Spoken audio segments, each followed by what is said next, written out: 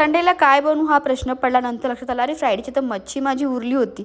मग म्हटलं आता तीच मच्छी फ्राय करते, कारण चिकन तर खायचं नाही आहे. आणि मटण आणायचं होतं, पण म्हटलं जी मच्छी आहे तीच करते, कारण का मग नंतर परत ती शिळी होऊन जाईल. आणि मी शुक्रवारीच मस्तपैकी त्याला मॅग्नेट वगैरे छान करून ठेवलं होतं.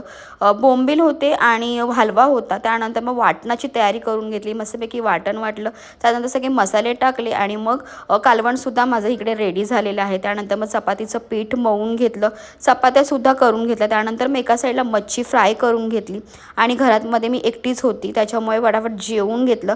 अवनी नव्हती घरामध्ये, ती सलूनमध्ये गेली ती हेअर वॉश करण्यासाठी, तर मग मी जेवून घेतलं. त्यानंतर अक्षय आला, तो सुद्धा जेवला वगैरे. त्यानंतर अवनीची मस्ती चालू होती की मम्मी मी हे सगळं आवरते, तर म्हटलं आवर, बघा किती पसारा करून ठेवला. आणि मग संध्याकाळी मयूचा बड्डे होता, तर तिकडे गेलो होतो मयूच्या बड्डेसाठी. असा होता आमचा संडेचा दिवस. So bye.